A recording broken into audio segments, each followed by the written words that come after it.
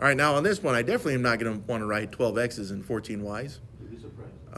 You know, I'm not going to. It's just if it was like 3 or 4 of them, hey, that's fine. One thing we need to remember on this one is that the index here is 4. And that is crucial because the index is 4 means that we need, if you're looking at factor pairs, you need groups of 4. We need a matching, what the heck. Now that's if you use prime factorization on this stuff, which I don't have my my powers of 4 memorized, but my friend here does. So, what we're gonna do here is, again, you can break up the 12 and the 14, the exponents of x and y. But let's start with just focus on the numbers first. I don't really care right now about that 3, but I'm looking for factors of 405, right? Let's split that up into 5 times, I will switch that. 81 times 5.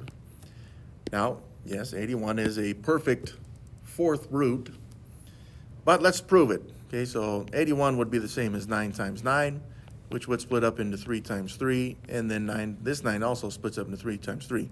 Now those 4 3s right there, so I'm gonna go to exponents so we can get kind of used to that stuff. But now I've got the 4th root,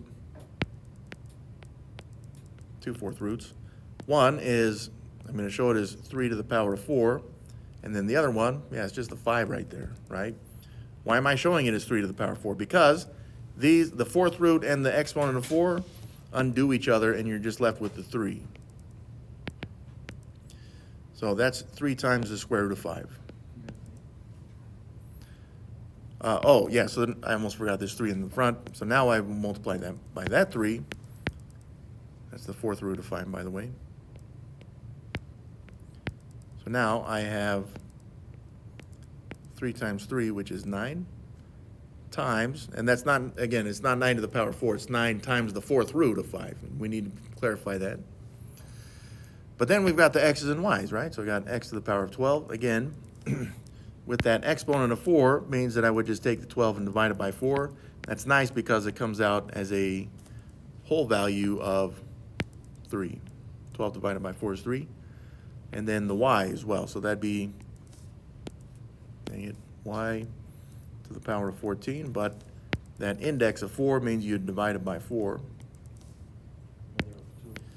Yeah, so that's going to be y. You're going to get 3 out of that, but then you're going to have a remainder of 2. Now this would be y to the power of 3 times y to the power of, you got 2 remaining, but that's still out of 4. So you can actually simplify that. Now, I'm not going to simplify that. Why? Because I want to keep it inside this 4th root right here. So you just have to write a separate square root right there. It would not go in the 4th root if you did that. So to make this look pretty, let's start combining some stuff. Okay, so I've got the 9. I also have an x to the power of 3.